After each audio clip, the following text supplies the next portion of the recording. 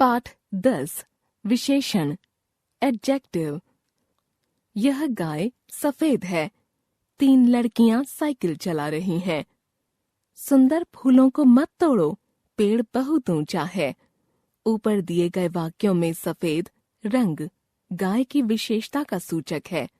3 शब्द लड़कियों की संख्या का सूचक है।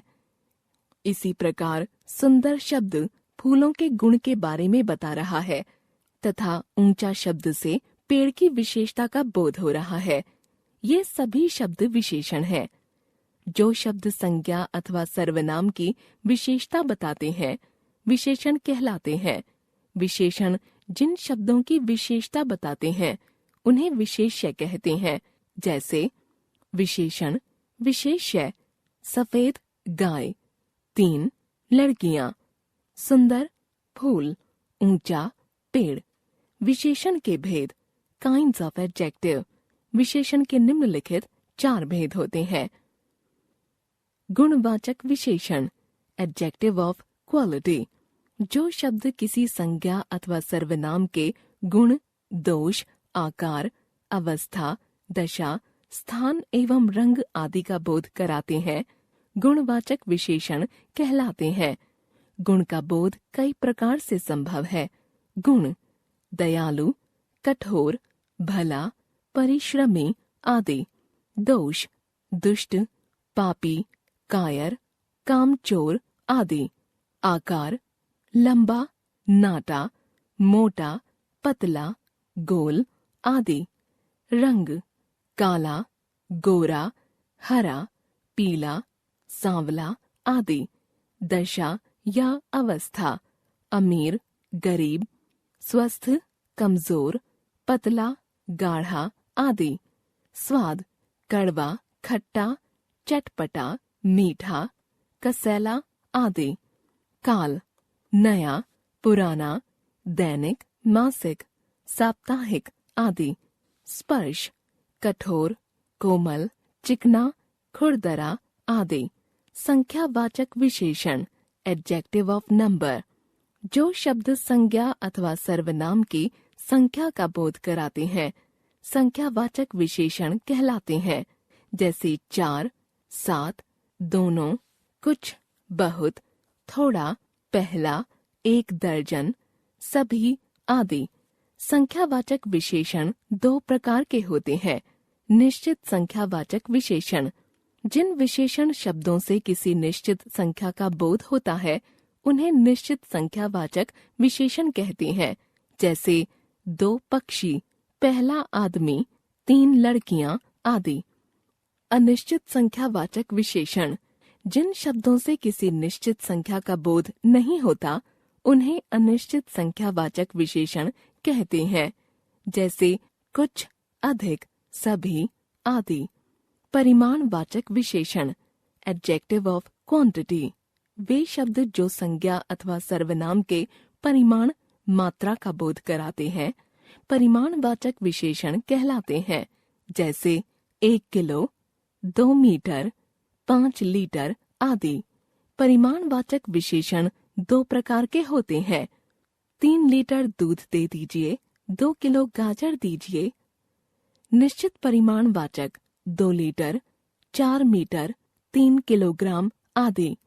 अनिश्चित परिमाणवाचक थोड़ा सा दूध, कुछ फल आदि।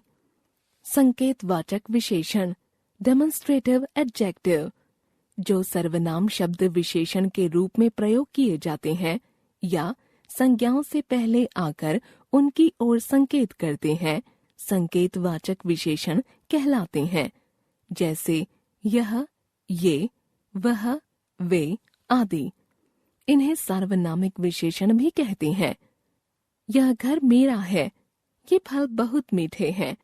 विशेषणों की तुलनात्मक अवस्थाएं degrees of comparison of adjective. विशेषणों के स्तर का बोध उनकी अवस्थाओं से होता है। इनसे गुण या दोष की तुलना की जाती है। विशेषणों की 3 अवस्थाएं होती हैं।